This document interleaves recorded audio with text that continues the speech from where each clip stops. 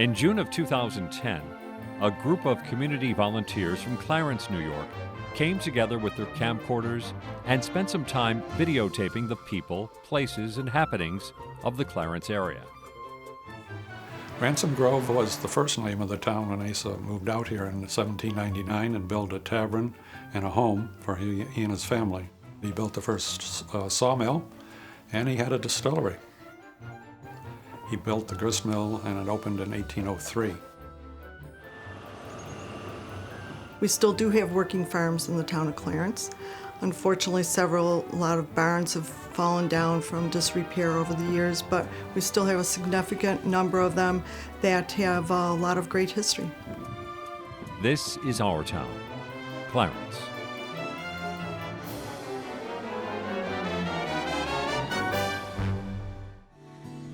This program has been made possible in part by Greatbatch Incorporated. 40 years of innovation, design, performance, and manufacturing of life-saving and life-enabling critical technologies. Greatbatch, helping our community and the world. And by the members of WNED. Thank you.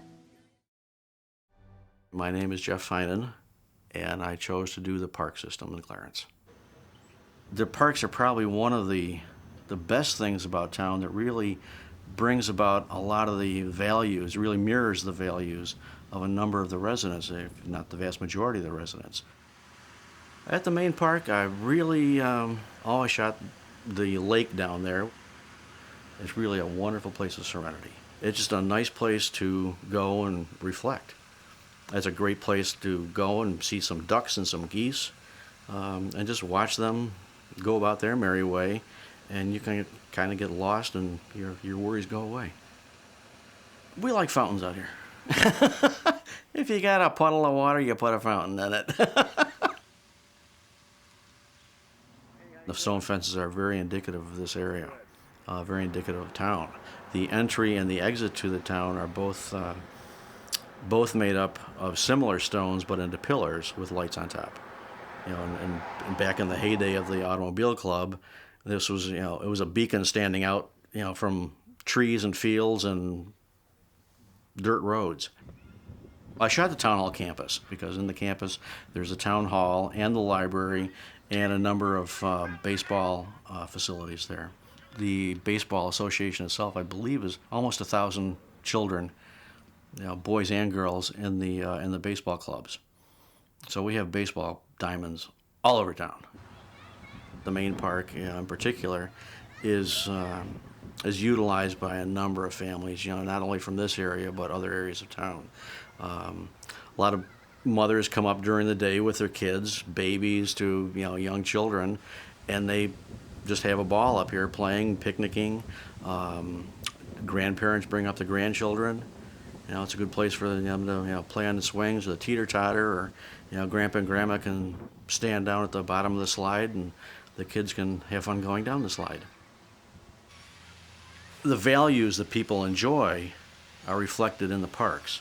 And over the years, what has kept the parks going, and Clarence going really, is the staunchness of its citizens, of the residents, to say, no, we don't want what's going on in a neighboring community, where it's becoming overpopulated, the green space is being shoveled up, being developed, and there's subdivision after subdivision after subdivision after subdivision.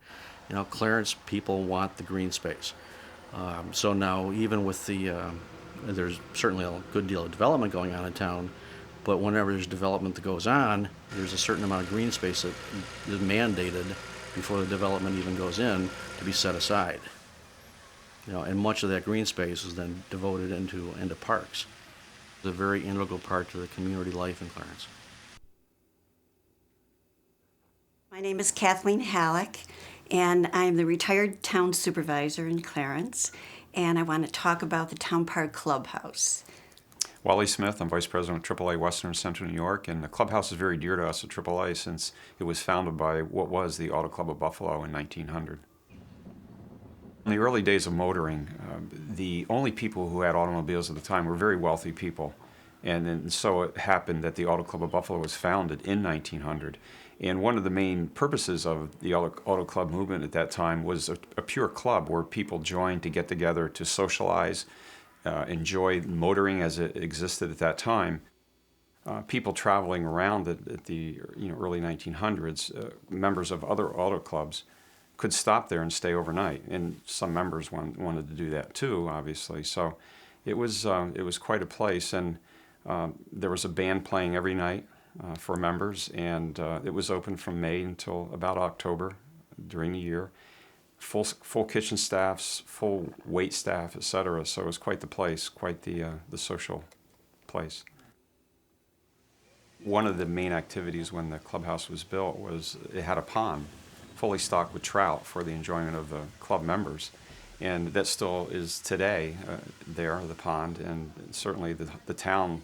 I know people in the town enjoy it, and it's a wonderful, picturesque place. But it was very important to the clubhouse as one of the activities that members could enjoy when they visited Clarence. The Automobile Club sold the building and some of the acreage to the town of Clarence in 1957. And it was started out as a clubhouse.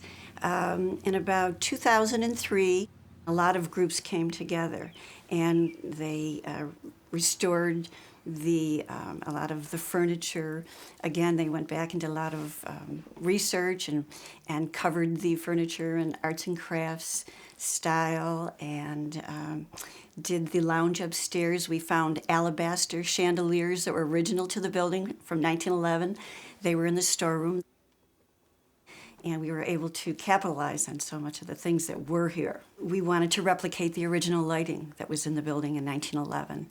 And we actually found in the mud basement a lens from one of the original lights that gave one of our committee members the sizes, and he designed the lamps.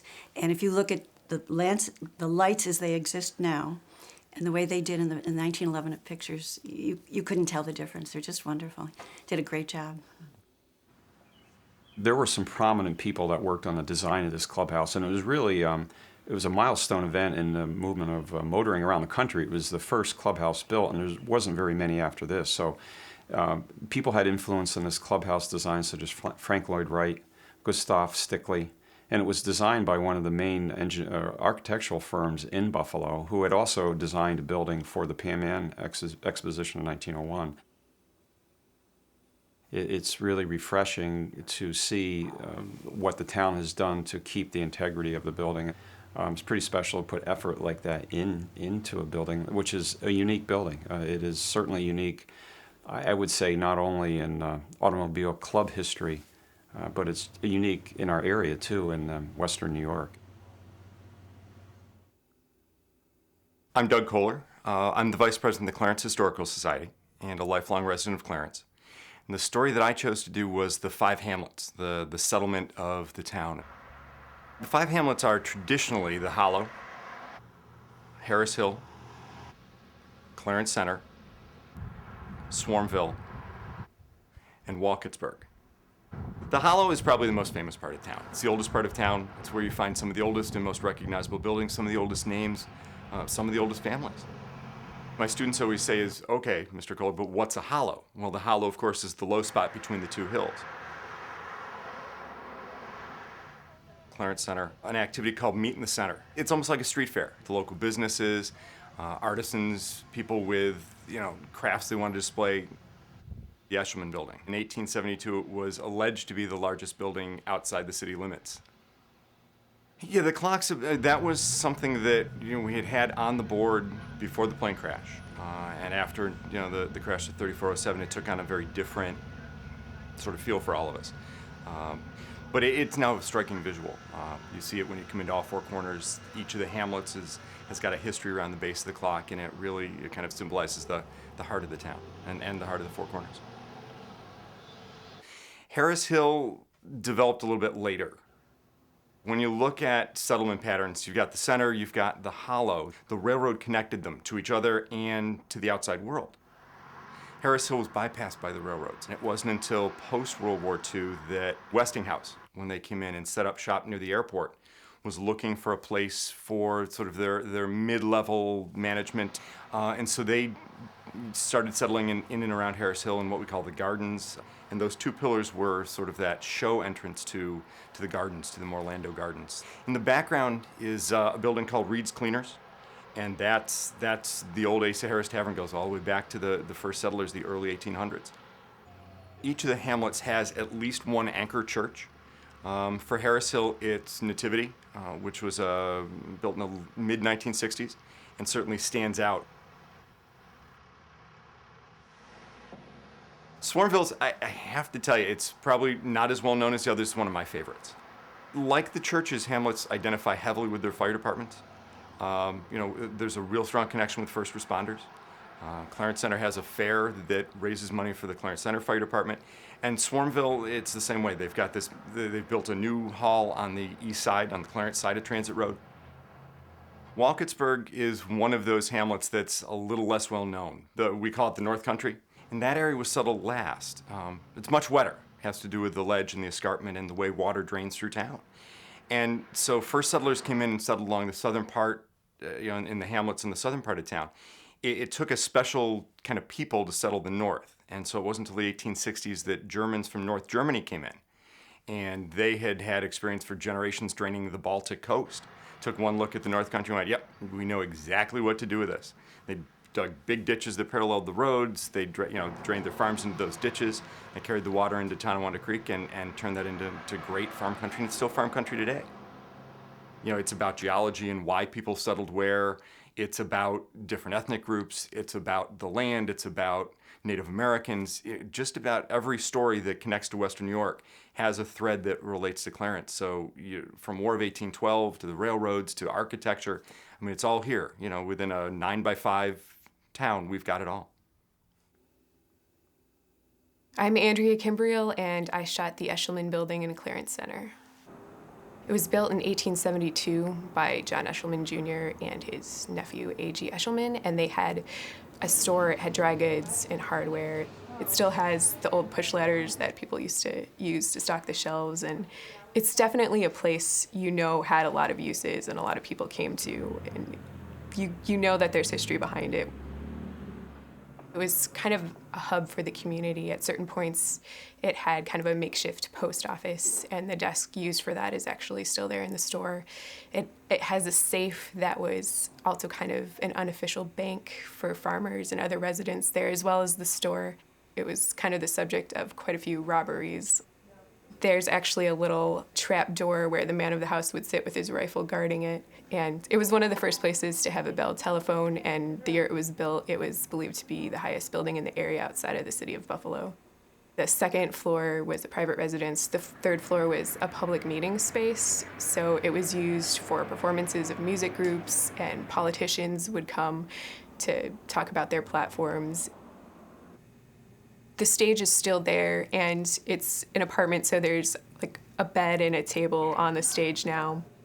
It was also used for town board meetings at a certain point and was the voting place, and most of Clarence Center would be able to fit in there.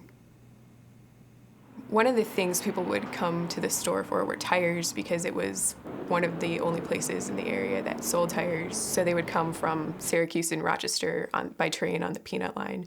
And the tires apparently, I guess, were stored on the third floor, and they used a pulley system in the trap doors to bring them up and down. There's a trap door outside to where they would load goods, and then in the ceilings. It's actually the only building in Clarence that's on the National Registry of Historic Places, and there was a lot that I didn't know, but I learned during the project. It's just great to know that those things were going on and that they're preserved. My name is Pam Kloc, and I covered the Brothers of Mercy campus, and I covered the seniors in Clarence. The Brothers of Mercy campus is a senior care campus. They have 3 different facilities on the campus. There's a 240-bed nursing and rehabilitation center. There's an 80-unit adult care facility, and there's a 100-unit senior apartment complex. There were activities such as Tai Chi. There was a whole group of exercisers. They were all exercising with stretch bands, and they were exercising standing up and sitting down. There were people playing cards. There were people in the computer lab learning more about computers and showing others how to work with computers. There were some pool sharks who were out playing each other and having a great time kidding around while they were shooting billiards. Every corner of that building was busy with people doing something. I focused a lot on what Brothers of Mercy Nursing and Rehabilitation Center is known best for, and that's their therapy. We went into the physical therapy clinic and watched as some of the therapists were working with people on the parallel bars. We watched as they were helping people who had undergone surgery, working on getting back their balance and going up and down stairs. They also have wheelchair accessible gardens, and we had people who were in the gardens were planting flowers, or they were harvesting. They just got their first crop of peas and sweet peas, so they were enjoying those. I don't think there are any pea plants left anymore. They were eating them all. Yes, there really are brothers on the Brothers of Mercy. They live on the campus, they work on the campus. A lot of our residents enjoy it because they can go there for Mass, they can go there to contemplate, they can go there for religious services at any time. In Clarence, and I'm sure it's true in many other places, but in Clarence our seniors are incredibly active. You will see them just about everywhere. They're in community service. They're out talking to other people about the politics of the town. They are at the library. They are volunteering. And anytime you go by the Clarence Senior Center, it's packed with cars. They're a very active group of people. They're also passionate about the town, and they're passionate about the history of the town. They protect our town. They make sure that we don't forget how Clarence started and where it is today is because of what the background of the town is. They were always there to do that. Hi, I'm Meg Lenz, and I chose the topic of churches. It really excited me to do something like this because I couldn't imagine doing in our town without actually covering the topic of churches. To me, churches can be a real backbone of any given community. It doesn't matter whether it's small, large, worldwide. I was able to film 14 out of, I think, a total of 24 churches in our community. Out of the 14 that I filmed, there were 4 that, and they're right here in town, that were that are reused. They haven't become defunct. They have become something that really enhances the community. It's so nice to see them being used again instead of falling down, breaking down, and being torn down. There are 3 churches right within a few hundred yards from each other, which I also find wonderful and fascinating. Eastern Hills has a terrific children's program there. The Harris Hill Baptist Church I think that's a fairly new site for that one, and it's next door to the Mennonite Church. And the Mennonite Church was interesting. There is a Christian Resource Center, and it's terrific because many churches go right there for many of their resources and supplies. So I thought that was interesting. There's a new paradigm for churches, not to stay behind the 4 walls, to reach out and to try to understand and connect with the community and grow with the community. In this day and age, the church is a place where people can come for many different things. So I would have to say the church is a family, and hopefully we can extend our hand, a family. I look at Clarence community, and one of the hallmarks of this wonderful community is that sense of family, staying connected, staying solid, staying together. And so I would have to say that's what the church is all about in Clarence. I'm Robert Lenz. I'm the innkeeper at the Asa Ransom House in Clarence, and I chose Asa Ransom because he was our founding father. He came out in 1799, got a grant from the Holland Land Company, built the first grist mill. Well, the inn itself sits on about 1.5 acres. We have a large front yard with a gazebo. On the west lawn, we have a herb garden. We have about 70 herbs. Well, many of them are used in the kitchen. Every now and then you'll see the chef out pinching a few here and there. 4 rooms upstairs. One is the Portia Ransom, which was his first daughter. Rebecca Hamlin was the first school teacher. Wilson Greatbatch room is named after the Wilson Greatbatch, the inventor of the pacemaker. And the other room is Joseph Ellicott. He was the surveyor that surveyed all of western New York, and he actually had his office in Asa Ransom House Tavern at one time. It abuts the bike path, which is the old New York Shore Railway in the back, and the town park on the west. Ransom Grove was the first name of the town when Asa moved out here in 1799 and built a tavern and a home for he and his family. He built the first sawmill, and he had a distillery. He built the grist mill, and it opened in 1803.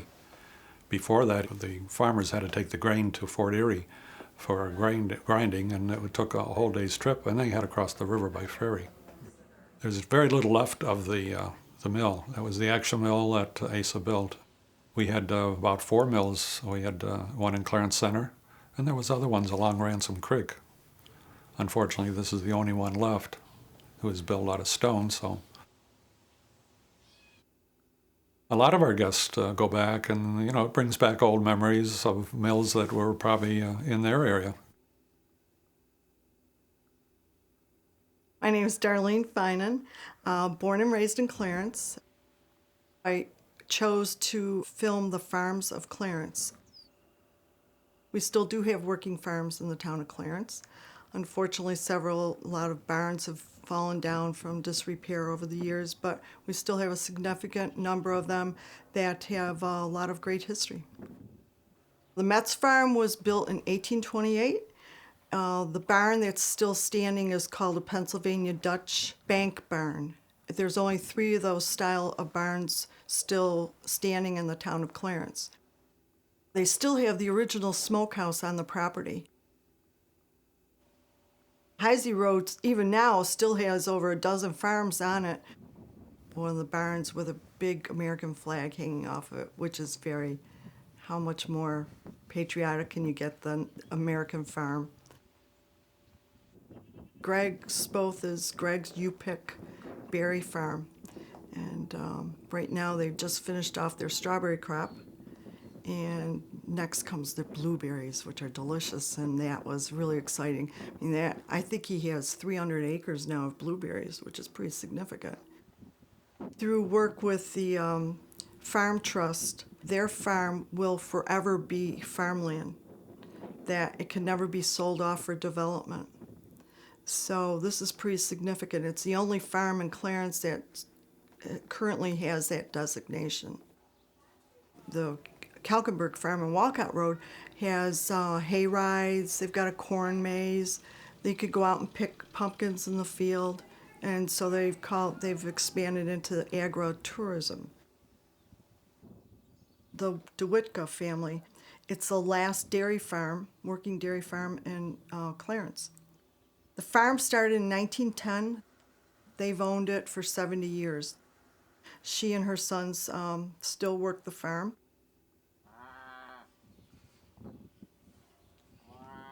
Her cows are very personable. Each one has a name, and one of the little guys came out and he kind of posed, tilted his little head. It was so cute. And the little calves, when they're raising the calves, I think until they're weaned, they each have their own individual little houses to keep them safe and that they don't get diseased from other cows, from the mature cows. When you grew up in the north end of town, especially, it was farmland.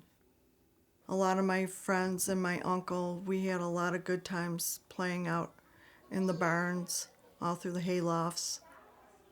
That was our community.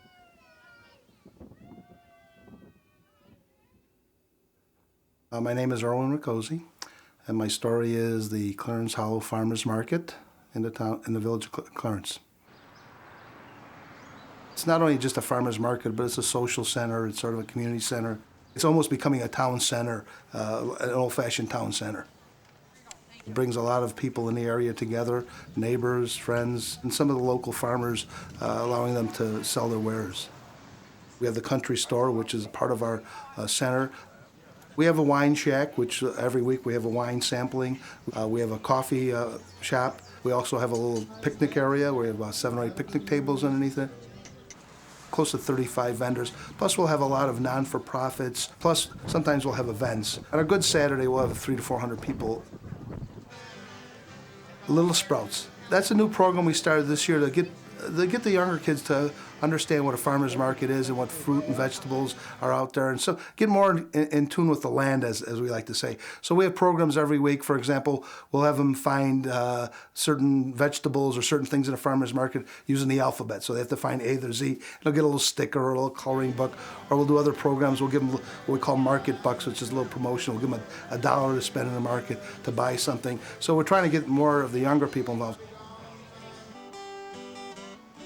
Every week we have a musical act, sometimes 2, anywhere from fiddlers to magical acts. So we have a little bit of everything, and it really feels it nice because people enjoy to sit a while and rest after they shop and just get entertained in some way.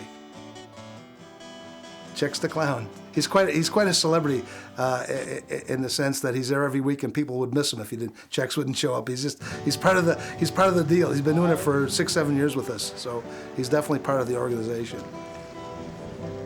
The farmers market is a way of knitting the community together. It gives them a gathering point.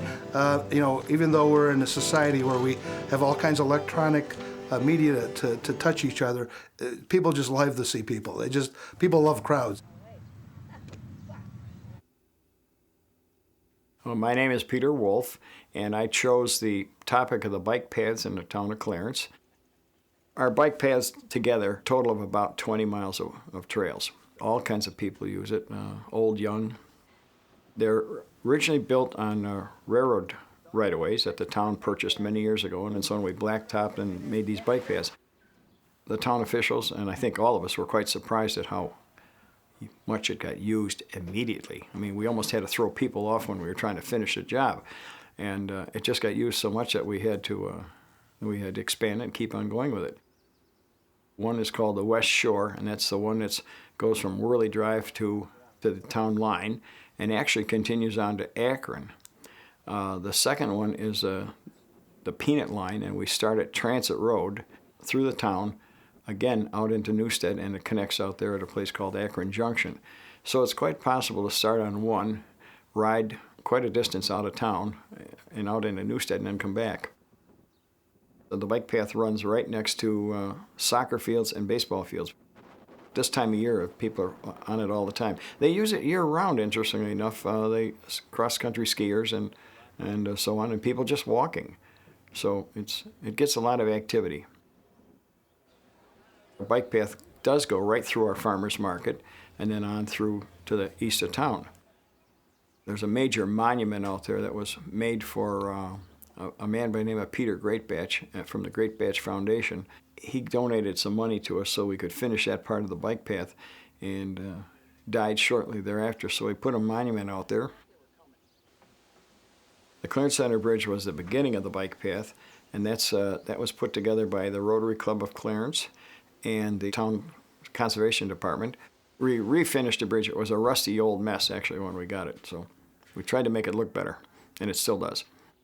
That portion in Clarence Center from Goodrich Road all the way to the Transit Road have homes some on both sides and some on just one side. What's happened is that many of the homeowners have suddenly built little bridges over so they can get out of their backyard and get right on a bike path. They've found it very valuable to have a place to exercise and walk, and real estate is more valuable next to the bike path than it is 2 blocks away. People want to be there. They want that convenience of walking out the back door.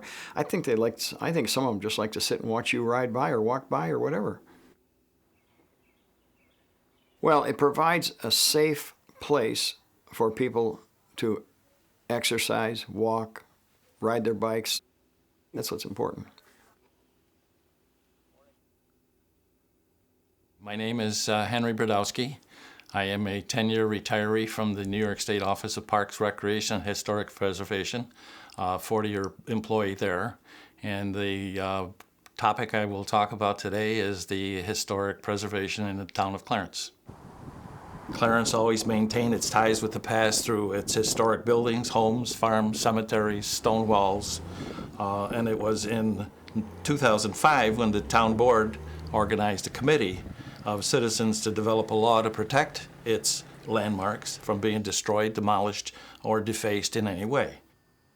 With a state grant, the town of Clarence hired a consultant to review the town's 12,000 parcels with structures for possible historic significance. 13 buildings so far have been designated, and hopefully many more will be added with time.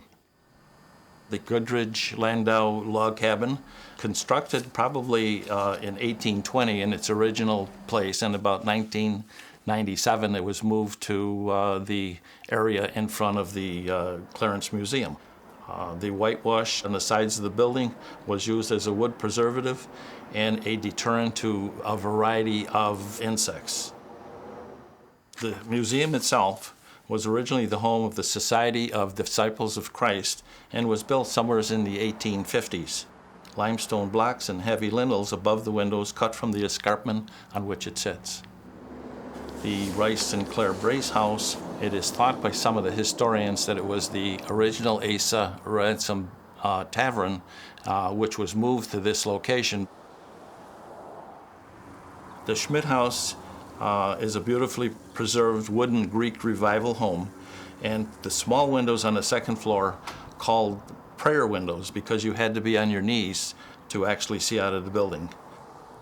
The Orchard Ledge Barn is a beautiful example of the Federal style and Greek Revival style. On the property, there's also a Pennsylvania Dutch barn, which was actually constructed prior to the house. Clarence is fortunate to still have several of these barns within the town. Regarding the Carmer Lighthouse, it was constructed from bricks burned locally in one of the Eshelman kilns right in town. The limestone foundation was from the escarpment, and all the wood inside was felled directly across the road on forested lands owned by the family. The Stone Hotel is a federal style of architecture and was one of the earliest in Erie County. It is one of the oldest buildings in town and actually hosted 3 United States presidents. Preserving homes, of course, are important to Clarence because we're maintaining the heritage of the town. Being the oldest town in western New York, we have some excellent buildings that should be kept in good shape and for the heritage of our children and our grandchildren.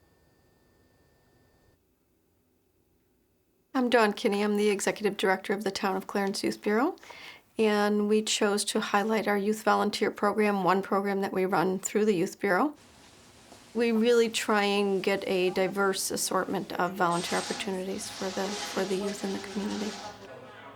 Youth bureaus assist youth who may be dealing with issues that they need help working through to prevent kids from making some poor decisions. The bike path cleanup is something we've been doing for about 2 years now. As our bike path system continues to grow, there's more opportunity for this kind of thing. The kids love doing it, so it makes them feel really good that they're helping keep our town clean. We held, for the first time in Clarence, a prescription drug drop-off. Prescription drugs are the #1 drug of abuse amongst adolescents. And we wanted to do something to help prevent that. So we held a drug drop-off at Eastern Hills Mall. People could bring their prescription medication, any medication, over-the-counter medication, and drop it off. And they stuffed over 500 bags, and we had approximately 425 cars come through that day. Angel Food Ministries is in downtown Buffalo. They provide food to those in need. And our students go down to their facility, and they do a range of things. They pack boxes full of food. They carry the boxes out to the cars to be transported to homes or other areas in the city of Buffalo. 062. Bristol Village is a memory care facility, and our youth go in and they run a bingo. The residents at Bristol Village love seeing the kids. They get very excited when they come in, and the kids love going there.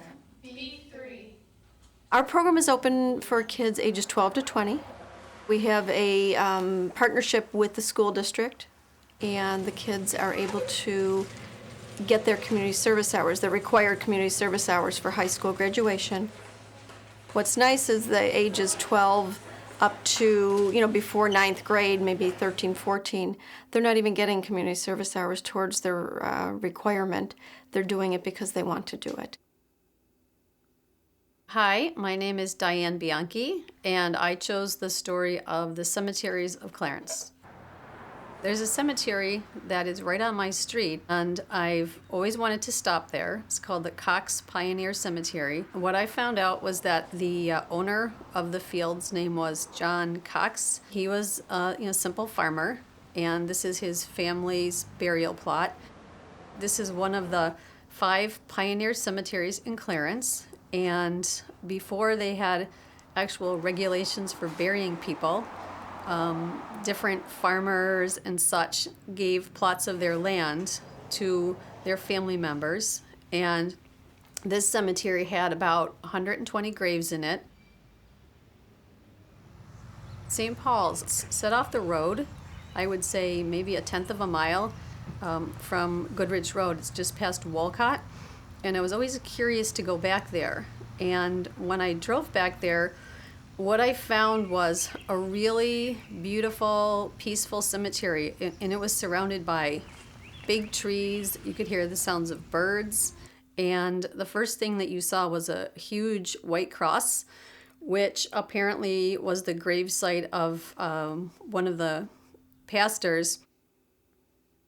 Almost all of the gravestones were all written in German, and I speak German, and I just found it fascinating. For example, geboren for born, gestorben for died, Alter would be age. These people in the past, they were very concerned with exactly how long they lived, how many months, how many days even. So it kind of gave me a feeling that, every day mattered to them. The Beeman Pioneer Cemetery, this one I thought was very interesting. Colonel Beeman came from Rhode Island in 1809. There were some very interesting stories about him, which I don't know if there's truth to all of them. For example, one of the stories said that he carried all the furniture he bought from the Clarence Hollow all the way out to his property on Salt and Keller Road on his back. So I thought, interesting. He was a carpenter, he was a farmer, and he also started a lumber mill on Beeman Creek, which is named after him. There's lots of broken tombstones, and also a lot of them, they were carved out of limestone, and that wears away. It's really hard to read any of the names on them. There's also soldiers buried in some of the different cemeteries where you would see flags blowing in the wind, and it seems like the people are really proud that, in Clarence there are people in the different cemeteries who were in the War of 1812, the Civil War, even back to the Revolutionary War. These people came here. You imagine coming here in 1800 from like a different country, and you're trying to, farm some, wetlands and find a life here. And, I really actually was feeling a lot of awe for these people. And feeling like, they did a lot to start up this community. I'm Jordon Bianchi, and I did youth sports in Clarence. I've been doing sports for most of my life, and a lot of my friends are doing sports now, so I figured it'd be a good time to do it, and it'd be cool to get them on camera. There's some baseball going on for 8 and 9-year-olds at Meadow Lakes Park. They were playing, and the coaches were insisting that they do certain things and be concentrated and catch the ball in certain ways. But they were also just really pushed them to just have fun and just go out there, have a good time. And it was a really positive environment and whatnot. Get the ball, don't look at it, guys. And I was also really impressed with the amount of concentration that was going on.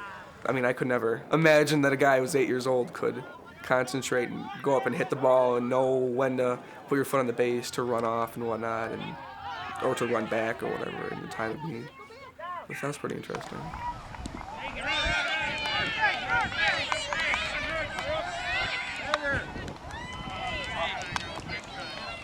Absolutely fantastic game. Very good job, Darlene. I spent many years there at the Clarence Athletic Center. Most of my family had done soccer, my uncles and whatnot. Even my mom played soccer in college and whatnot. Well, I think it gets them out there, gets them doing activities and whatnot, which they wouldn't otherwise. It gets them involved with people that they wouldn't normally. And I mean, a lot of my friends I met years ago just playing soccer or whatever. So that's something that's always good. I don't know, just fun to get out there and do fun things, you know. I'm Kathy Ward-Lovejoy, and I've lived in Clarence for about 10 years and just opened up a new art studio. So my section is artists. Rick Pratt, who has a studio in Clarence, he actually works with chainsaw.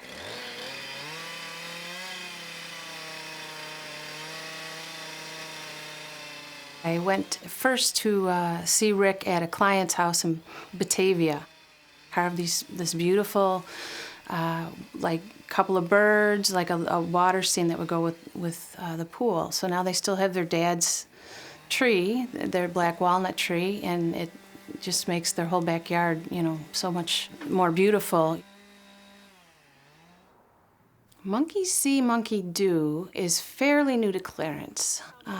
One of my friends, Sherry Misso, works there. She runs some kids' art classes in the mornings, and she works with the kids on different murals. Linda Dugan, she's been an artist in Clarence for many, many years, and she makes beautiful bird baths. This is a really unique way that she does it. Cement of some sort and sand and rocks, and she takes these big, huge leaves out of her garden. She places them over in the sand, and she makes an impression. Marie Sparaza, she still works 40 hours at her nursing job, and she has clay hands pottery on the side, and she has a kiln at her house. So she makes all these pots, and when you go into clay hands pottery, you'll see them. They're lined up on the wall, very, very neat. And you get to pick out whichever pot you want to paint, and you can go in there and paint it, and then she fires it up, and the stuff comes out beautiful. Garden of Earthly Delights. The owner is Donna Ivero, and she actually, oh my goodness, you walk into her backyard and it's just amazing. It's filled with all of these incredible copper sculptures that she creates herself. And I mean, they stand, I don't know, 8-10 feet tall. They're simply amazing. And then she incorporates enamel, she incorporates stained glass into some of the features, and then they're all fountains, and they just, you know, it just is walking into a garden of earthly delights. It really is. It's walking into a paradise, and you can just hear the water around you, and it's very beautiful. She's done some commissioned work for places like Lewiston and Niagara Falls, city of Buffalo. Clarence draws artists because of its natural beauty. It's a little off the beaten path. A lot of people don't seem to come past Transit Road very often, which I can understand, but there's so many beautiful places in Clarence, and I think that artists come here because it's peaceful, the people are beautiful and warm-hearted, and there's just a beautiful spirit here. And the farmland and the flowers and even the old barns, and you know, there's a lot of neat things here and a lot of history. So I think it's just a beautiful place for artists to kind of nestle down and just really find joy in what they do. And there's a lot of kids too. I think the kid aspect is very important. So it's a good family-oriented town, and people love it here, so they're comfortable doing what they love most here.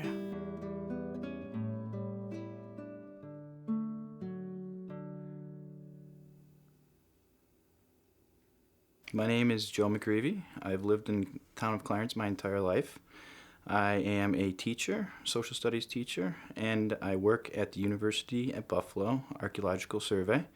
The topic I chose was the prehistory of Clarence and the research that we've been doing in the town of Clarence to try to learn more about the Native Americans of this area. The environment of Western New York was one that was a pristine wilderness. And there's all these ethnographic accounts of early settlers describing this area. There would be these huge open plains, some of them 50, 100 acres large. And they were just grass, just these huge areas of grasslands that were kept up by the Native Americans because it was great for hunting, great for deer, loved these open areas. The Native Americans have been using the Onondaga Escarpment for thousands and thousands of years to acquire the material that they needed to make their stone tools.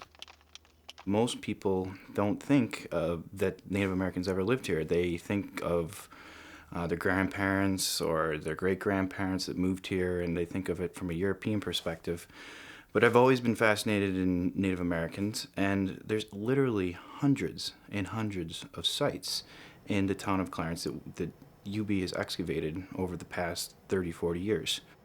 Sometimes contractors will avoid areas. That's the ultimate goal of our job, is to have contractors avoid prehistoric or historic sites. Before the bulldozers come in to make ways for roads and make ways for houses, we make sure we can get all the information we possibly can out of that particular area. We have to determine whether we should do more work and we should go back and do more excavation, or if we should just say this site is not significant enough to do more work. This area was a huge wilderness, and to me that's fascinating. And to me there's a story there. There's a story to be told. And I think it's an interesting story, and I think it's a story that's worth telling. My name's Alan Deacon. I've lived in Clarence for 21 years. We moved here in 1989. We bought a horse farm, and the story I'm working on is horses. It's a farm community, or has been, has kind of a reputation. I know the suburbs are coming in and stuff, but there's a lot of open land. Nancy Bechtel, she's got a big stable here. It's been here forever. And it's right on the main drag, right by the town hall, the Clarence Library. Big, huge, beautiful farm. Spruce Meadow Farm, that's my place. Let's see, we've been there 21 years. We do about, 60 to 70 lessons a week, things like that. I've been there so long that now we have adults bringing their kids back. Kids that rode there had families and they're coming back, so it's exciting. They'll do a lesson every day. They'll have a craft session. They'll do a horsemanship session. And then at the end of the week, they'll have a mini, what we call a camp show. And the kids will go out and strut their stuff of what they learned during the week, and all the parents and grandparents and stuff come. It's a lot of fun. I don't mean everybody should have a horse experience. I mean, some people are smart and stay far away from them. God bless them. But see a horse. Have them snort on you, you'll see the kids running, screaming. And I think that's good. They need to get that. I think it's important for people to have that. My name is Alicia Braaten. I am a lifelong resident of Clarence, actually living in the place I grew up on an old farm, and I'm now the director of the Clarence Historical Museum. It's the love of my life. I put a lot of passion into it. I feel very strongly that it needs to be front and center in the town. You walk up to it, we have an 1820s log cabin that we have furnished. It's an actually pretty fancy log cabin. It has a second floor with an indoor staircase. We have things from the Civil War. We have photos. We have actual artifacts. World War I, we have a World War I gas mask. We have a diary that the high school kids transcribed for me that you can actually read where this gentleman went day to day. We also have one from World War II. We have a Purple Heart, Not a lot of places can say they have a Purple Heart. And that's really kind of a sad story because the gentleman's grandchildren didn't want it. They felt they would lose it, so they said donate it to the museum. Sand from Iwo Jima. We get a little vial of sand. And then right through, the current conflicts, we have a lot of photos.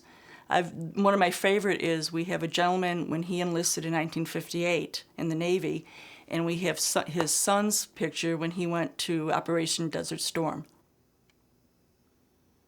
Before iPods and CDs and even radio, you had community bands. So we have different instruments. We have actually the Hawaiian harp made by Frank Reichert, who was called the Barber of Swarmville. And there's a player piano, and there's an organ and a melodeon. But it's just to show kids, especially, that you came together as a community, and that was the heritage. Every community had their own band in little places, and it's, for kids, it's a difficult concept to come up with. This is my absolute favorite item in the museum. In 1950, Dr. Seuss wrote Horton Hears a Who. Mrs. Arnold's class wrote letters to Dr. Seuss about the book. He wrote back, and it's a typewritten letter, and he's got a little character that he drew on it. And, it's kind of, dear students, thank you for your letters, kind letters. Your teacher sent one too. Here's a new creature for you. He's called an unk-unk. He should be red and green instead of red and yellow, but I lost my green crayon. Well, they had a very smart teacher. So they collected, obviously, green crayons and sent them to him. So now we get back a handwritten, not a typewritten, a handwritten letter. Look, green grass, I can now draw grass. And, and now it's, instead of, sincerely, Dr. Seuss, it's your friend, Dr. Seuss. It's my favorite thing in the museum, and it's so unique. No one else has that specific letter.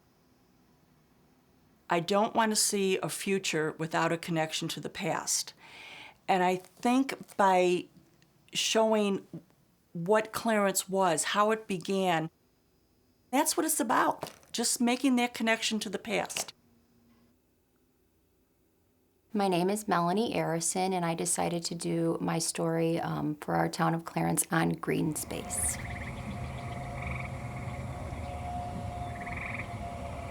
Tillman is a wildlife management area. It's managed by New York State, the Department of Environmental Conservation. Birders like to go there, hikers like to go there. People running on the trail. It's actually quite dog friendly. So I saw several people just that like to walk their dogs there too. A lot of wetland. I think a botanist would have a field day there because there's such a nice variety of trees, of just everything that's indigenous in this area. The Escarpment Sanctuary is right off of Griner Road. It definitely is an attractive area.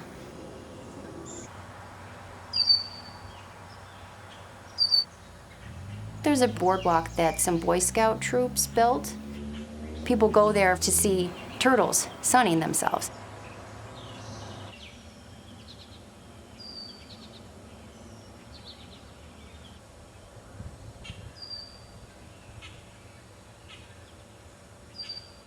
It's just something to appreciate. You have this preserved area and you want to maintain it. I see why people are drawn to this area who actually run alongside the road, and they have, it's not so dense in certain areas that you can go out and do such things and feel like you're getting away from a lot of noise and traffic, and it's certainly not an urban lifestyle.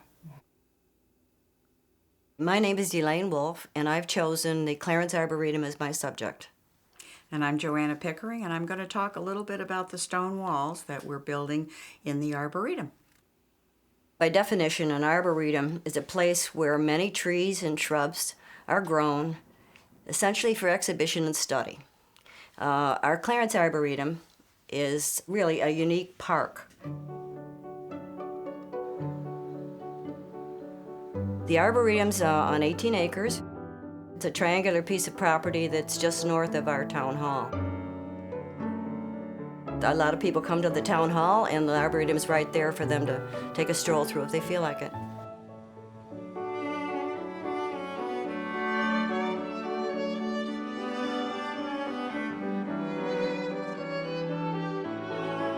Every tree that's been purchased has a plaque on it. And a plaque lists the common name of the tree. It lists the botanical name of the tree to make it an educational experience, because someone says, oh, that's what one of those kind of trees looks like, you know. And then it lists the donor.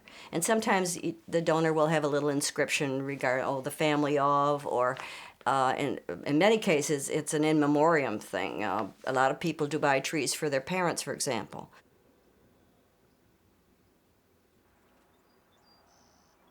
One thing that we are very fortunate in Clarence to have is the benefit of this unique craftsman, Neil Crocker. People stop all the time to see Neil work, and it's great to stop, and he'll talk to you forever. Yes. It's a great part. If you're in Clarence, by all means, see. We're just beginning a construction of a stone wall within the Arboretum, which will be on the exterior of it, delineated from the outside. And that stone wall is going to be representative of the many different styles of stone walls that are in Clarence. As Elaine mentioned, it's, again, an educational tool in that we'll show the different types of stone walls which were common in Clarence, and many of which still remain.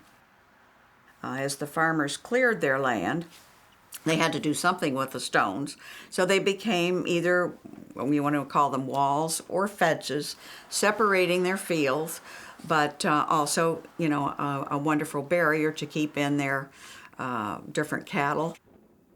This is a different type. We're going to call this a rescued wall. And it's rescued because it was being torn down for development in some other part of town. And again, our wonderful stone builder, Neil Crocker, went and rescued it. You can see how it's been constructed so that water can run under it. In the Arboretum, we have just a small section started. Developers have helped us paid for them. We've had individuals want to come in. You can buy sections 10 feet, whatever. It will go the whole length of Goodrich Road and end up in an entrance of the Arboretum. The Arboretum is something that will go on and on and on, and we like to call it a gift to the future. I was just going to say that. It's that was a gift to our future feeling. generations. It is not something that right now is in by any means complete. The trees are young. We've got years and years before they reach their maturity. So when you ride by today, it is not what it will be. But for those of us who've been involved, it is. It's our gift. It's our baby. It's our baby and our gift to future generations. Yeah, that's right. It is. It's a wonderful thing.